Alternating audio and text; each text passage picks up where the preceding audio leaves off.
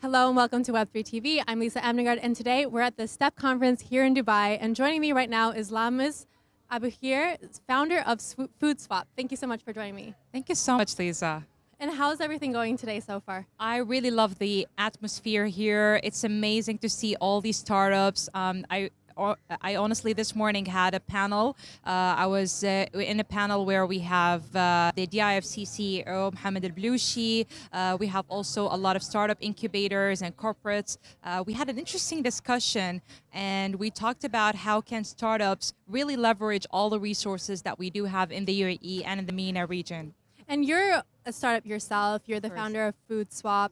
And one of the things that I love about the STEP conference is that there are so many tech startups, and they're doing everything. It's from sport to fashion to food, like your company. So tell me a little bit about the startup landscape here in the UAE and what's it like for tech startups?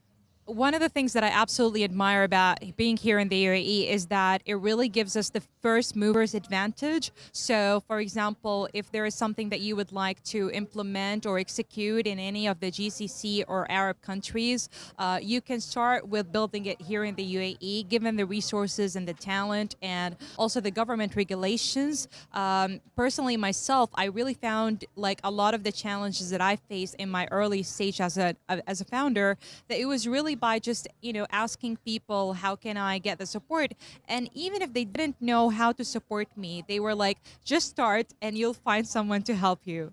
That's amazing. So when it comes to support, is it from all fronts, from government to also investing or investors, or do you see what are the main challenges? I would say one of the important things that is also present here at DIFC, which is the Ignite platform, and it is an initiative by the DIFC, which connects startups with angel investors and incubators. I personally benefited from that. I got into building really good connections and relationships with some of my early angel investors through Ignite platform, and it is under DIFC. I think a lot of these initiatives that will help us as startups, it really starts from those big corporates and the people that really can put us as startups to enable us. Yeah, that's really important. And I really want to know more about Foodswap. I think it's a really cool idea. So tell me more about what you guys are doing.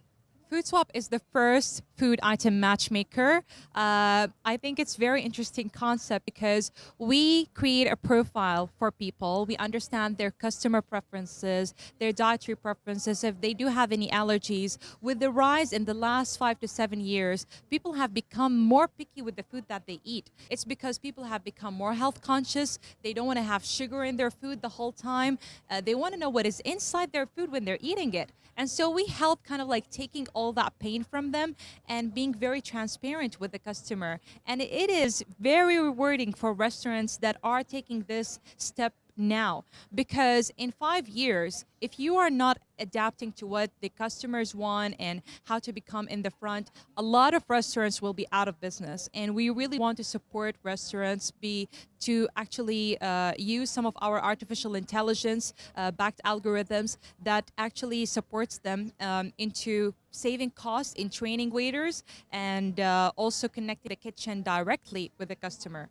I wanted to ask you more about that. How is AI changing your business, or how are you using it?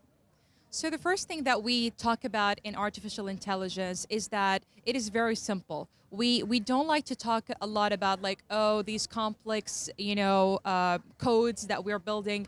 We really like to focus simply on being customer centric by saying like, okay, this is what the customer wants. This is the customer needs. How can we create that matching algorithm that matches what they're looking for? And based on that, we continue to grow based on the feedback that we get from our customers. So it's kind of collecting the data, making the experience more personalized, using AI as kind of a tool to help and assist.